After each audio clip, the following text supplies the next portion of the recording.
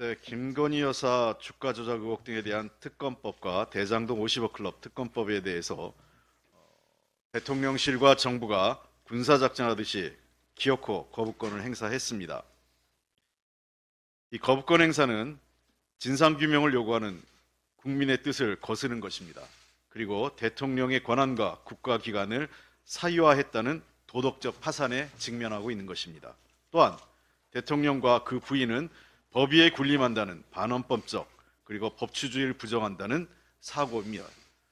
반드시 국민적 심판을 받게 될 것입니다. 이 와중에 법무부의 행태가 더 가당치 않습니다.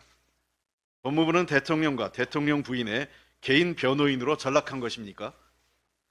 법무부가 발표한 자료는 국민의힘 법률위원회 입장과 다름없는 것으로 중대한 국기문란 그리고 정치적 중립을 위반한 사안입니다. 내용을 좀 구체적으로 보시면 첫 번째, 가짜뉴스로 국민을 호도하고 있습니다.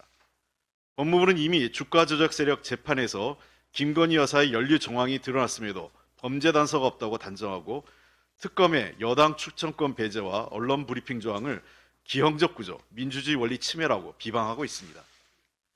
윤석열 대통령과 한동훈 비대위원장이 적극 참여했던 국정농단 특검도 여당의 특검 추천 배제, 이에 최서원 씨가 위헌 소송까지 제기했으나 헌법재판소가 오히려 이해충돌 소지가 있어서 특검 추천 배제한 것이 맞다고 합헌 결정을 내린 바 있습니다. 또한 쌍특검법은 대통령과 대통령 부인이 비리 범죄 의혹에 관한 특검으로 법무부 주장은 사실과 부합하지 않습니다. 아울러 특검의 언론 브리핑도 이전 특검에 늘 실시돼 왔던 것입니다. 법무부가 사실상 허위 사실을 유포하고 있는 것입니다. 둘째, 법무부는 이미 충분히 수사했다는 궤변과 권력형 부정부패 사건이라고 할 수 없다는 단정으로 사실상 무혐의 처분을 내리고 대통령 부인의 변호인을 행세하고 있습니다. 검찰은 2022년 김건희 여사 등에 대한 고발 이후 지금까지 제대로 된 수사도 하지 않고 기소나 불기소 처분도 하지 않은 채 시간만 끌면서 사건을 뭉개왔습니다. 그동안 당시 검찰총장이 윤석열 검찰총장이었습니다. 사유화된 검찰 하에서 김건희 여사에 대한 소환이 제대로 된 적이 있었습니까? 압수수색이라도 제대로 된 적이 있었습니까? 그래놓고 제대로 된 수사했다고 법무부가 얘기하는 게 맞습니까? 또 결혼 이전 사건을 결혼 이후에 특검을 한다, 이 말이 안 되는 얘기입니다. 핵심은 대통령 영부인의 결혼 이전 사건을 결혼 이후에 검찰이 덮고 있다는 것입니다. 그래서 특검이 필요하다는 거죠. 무혐의 처분을 할 수 있다면 진작했을 것이라고 한 검사의 고백은 제대로 된 수사 필요성을 보여주는 것입니다. 법무부가 할 일은 대통령 부인 변호가 아닌 수사 방기와 진실 덮기에 대한 반성부터 해야 되는 것입니다. 그리고 세 번째, 법무부는 국가기관으로서의 정치적 중립성을 포기했습니다.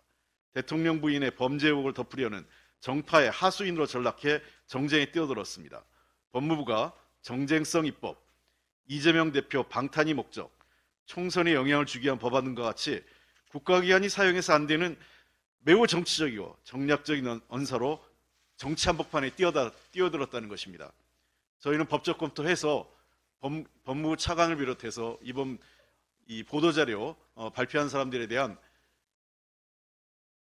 선거법 위반, 정치중립법, 정치중립행위 위반 등에 관련돼서 고발 조치를 적극 검토할 것입니다.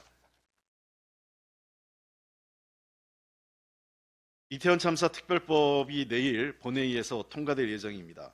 마지막까지 국회의장의 중재안을 갖고 여야가 협상을 하겠지만 협상의 진행이 쉽지 않습니다.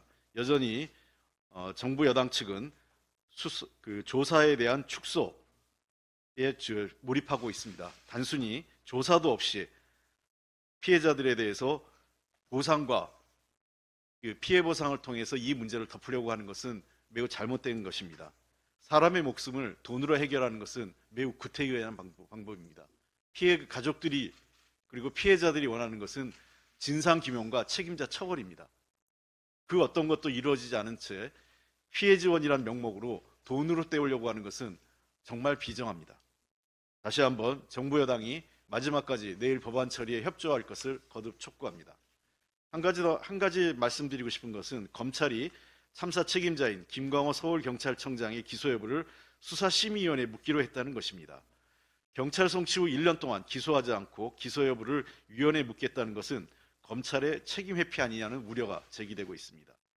김광호 청장은 이미 참사 가능성을 인지했고 10번 넘게 반복적으로 인파의 위험성을 보고받았음에도 이를 무시한 사실이 언론에 보도된 바 있습니다.